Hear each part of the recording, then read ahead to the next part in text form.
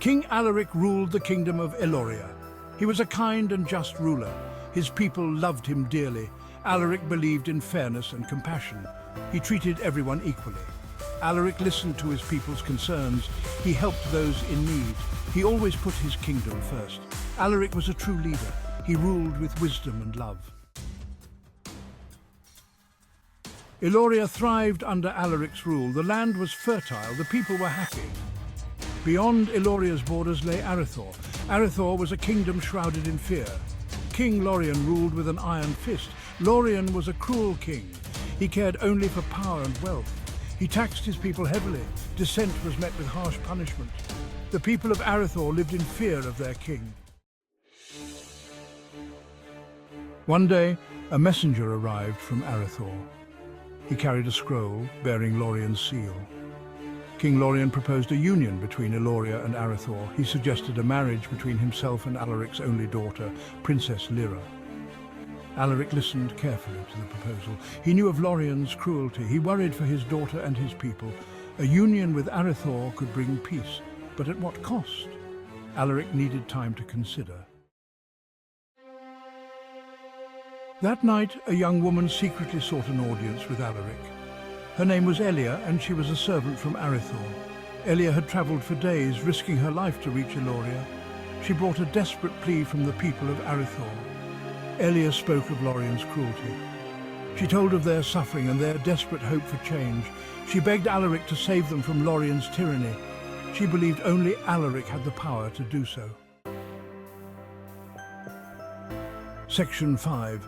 Alaric's Challenge. Alaric was moved by Elia's story. He couldn't ignore the plight of the people in Arithor. He refused Lorien's proposal of marriage. Instead, he offered a challenge. Alaric proposed a contest of hearts. For 1 month, both kings would live among the people of Arithor. They would not reveal their true identities. At the month's end, the people would choose which king they wanted to rule them. Section 6. Acts of Kindness. Alaric went to Arithor disguised as a humble traveller. He saw the poverty and despair firsthand. He listened to the people's stories. He helped wherever he could. He shared his food with the hungry. He used his wisdom to resolve disputes. He treated everyone with kindness and respect. Slowly, people began to feel a glimmer of hope.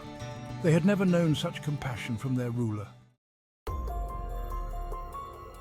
Section 7. Lorien's Tactics. Lorien, disguised as a wealthy merchant, tried to win the people's favour with gold and promises.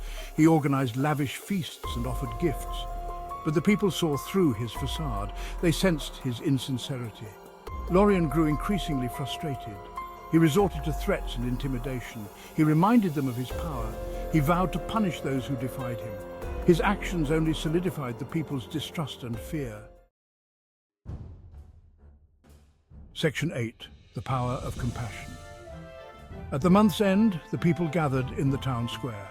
It was time for them to choose their ruler. When asked to decide, they spoke with one voice. They chose Alaric. They had witnessed Alaric's kindness. They craved his justice and fairness. They yearned for a ruler who cared. Lorien was furious. He stormed out of Arithor, vowing revenge. Section 9. A New Dawn. With Lorien gone, a new chapter began for Arithor. Alaric, now king of both kingdoms, kept his promises. He tore down the structures of fear and oppression that Lorien had built. He established just laws and fair taxes. He rebuilt the kingdom on a foundation of compassion and unity. He treated the people of Arithor as his own. Section 10. The Triumph of Alaric.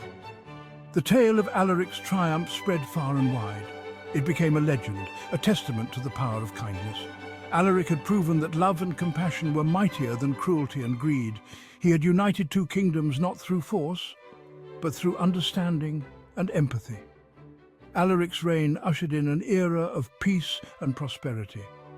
His story became a beacon of hope, reminding everyone that even in the darkest of times, goodness will always prevail.